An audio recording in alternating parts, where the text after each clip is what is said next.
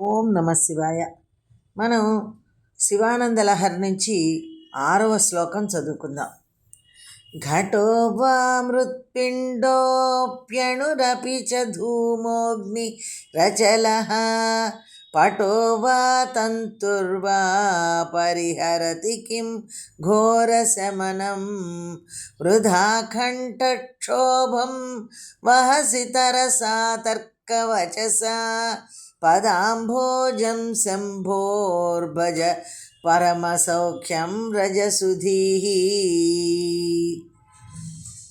కుండలు చేయుటకు మట్టి సాధనము, దానికి మూలం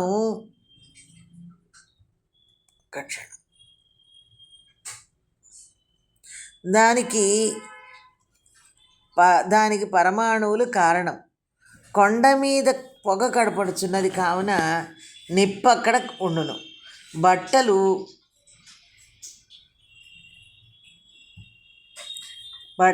దారముల వలన కావున నిప్పక్కడ ఉండును. బట్టలు దారముల వలన కలుగును. ఈ మొదలగు తర్కశాస్త్ర వాక్యములలో ఒక్కటి కూడా మృత్యువునకు అడ్డుపడున్నది కాదు. ఓ మంచి బుద్ధి, ఇవి పిడివేసి వల్లించి కంఠక్షోభ మేల కలిగించుకొనిగిదవు. వద్దు, శివభజనం చేసి మోక్షమును పొందుము. కుండ, మట్టి ముద్ద, అణువు, పొగ, పర్వతము, వస్త్రము, దారము, వీటిలో ఏ ఒక్కటైనా కష్టములను తొలగించగలదా? తర్కశాస్త్రములో వీటి చర్చ ఎక్కువగా వచ్చును. ఓ పండితుడా, తర్కవచనములతో వ్యర్థముగా కంఠక్షోభను పొందుచున్నావు. శివుని పాదపద్మమును సేవించుము, పరమ సౌఖ్యమును పొందుము.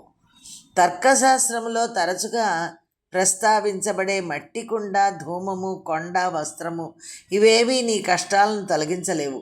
ఉపయోగము లేని తర్కము, వేదాంత వచనములతో నీ సమయమును ఎందుకు వృధా చేస్తున్నావు? శివపాద శరణము మాత్రమే నీకు పరమ సౌఖ్యమును ప్రసాదించగలదు అంటూ శ్రీ ఆదిశంకర్లు మనకి ఈ శివానందలహరి శ్లోకం చెప్తున్నారన్నమాట.